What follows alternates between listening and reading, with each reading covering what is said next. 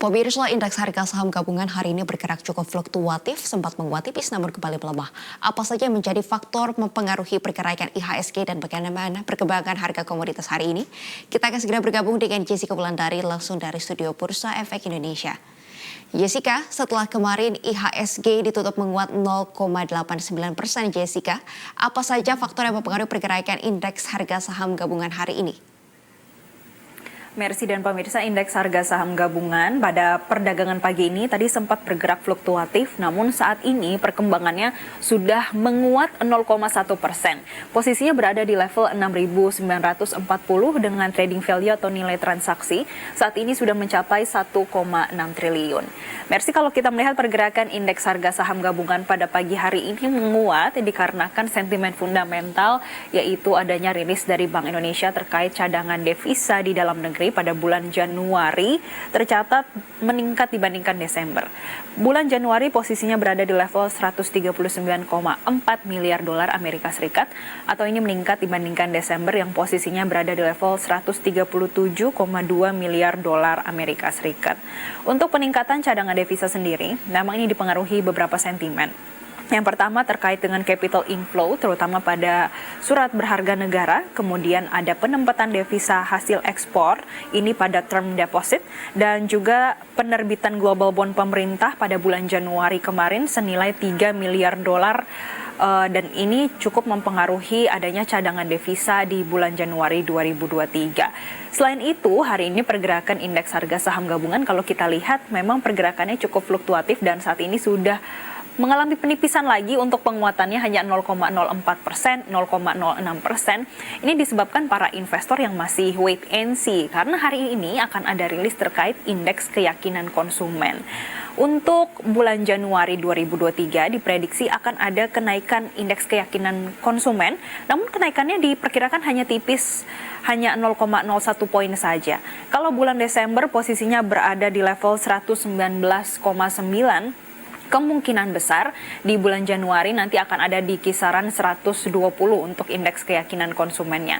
Namun kita akan tunggu bersama bagaimana kepastian terkait adanya indeks keyakinan konsumen yang akan dirilis oleh Bank Indonesia pada hari ini. Kemudian pergerakan indeks harga saham gabungan kalau kita pantau juga dipengaruhi adanya pergerakan bursa secara regional. Yang pertama kita akan pantau untuk pergerakan Nikkei yang pagi ini terpantau melemah 0,64%. Ada Hang Seng yang juga turun meskipun tipis 0,07%. Namun di satu sisi ada Straits Times yang berhasil menguat meskipun sangat tipis 0,01%. Memang untuk pergerakan bursa secara regional ini masih dipengaruhi sentimen pendapatan atau earning season yang berada di setiap bursa itu sendiri. Misalnya saja kalau di Jepang ini dipengaruhi oleh sentimen adanya rilis dari pendapatan untuk SoftBank dan juga Nintendo yang ternyata di bawah ekspektasi, dan tentunya ini juga mempengaruhi pergerakan bursa Nikkei. Kemudian kami juga memantau pergerakan bursa hari ini juga akan dipengaruhi sentimen secara global, terutama dari Amerika Serikat, yang mana merupakan ada reaksi pasar hari ini dari para investor terhadap pernyataan Jerome Powell atau Gubernur The Fed pada tadi malam yang menyampaikan di Economic Club of Washington kalau di tahun 2023 akan terjadi penurunan inflasi secara signifikan, dan ini berhasil membuat pergerakan pasar secara global. Ini baik di Amerika Serikat dan juga di Eropa berhasil menguat. Dan di satu sisi sebetulnya ada sentimen negatif juga dari Amerika Serikat, namun ini berhasil diredam dengan adanya pernyataan Jerome Powell, yaitu dengan adanya defisit perdagangan di Amerika Serikat ternyata pada bulan Desember ini meningkat menjadi 67,4 miliar dolar Amerika Serikat dibandingkan pada bulan November yang posisinya berada di level 61 miliar dolar Amerika Serikat. Dan kalau kami pantau untuk pergerakan bursa di Amerika sendiri, yang pertama ini ada pergerakan Dow menguat 0,7%, kemudian S&P juga terpantau naik hingga 1,29%, namun Nasdaq yang menguatnya sangat signifikan, Mercy, hingga 1,9%. Tentunya ini masih dikarenakan adanya pernyataan Jerome Powell kalau di tahun 2023 akan menjadi penurunan inflasi secara signifikan, kemudian ditambah adanya ekspektasi pasar kalau The Fed ini tidak akan terlalu agresif kembali di tahun 2023. Kemudian kami juga memantau untuk pergerakan bursa Eropa. Kami pantau untuk FTSE memang berhasil menguat 0,36%. Namun di satu sisi untuk pergerakan The DAX Jerman justru melemah 0,16%. Untuk pergerakan FTSE 100, ini dipengaruhi dengan adanya rilis pendapatan per kuartal ini dari BP atau perusahaan minyak yang biasa kita kenal dengan BP. Ini melaporkan kalau ada rekor laba tahunan di tahun 2022 dikarenakan adanya kenaikan harga minyak mentah sepanjang tahun 2022 ini cukup signifikan karena adanya invasi dari Rusia dan juga ke Ukraina.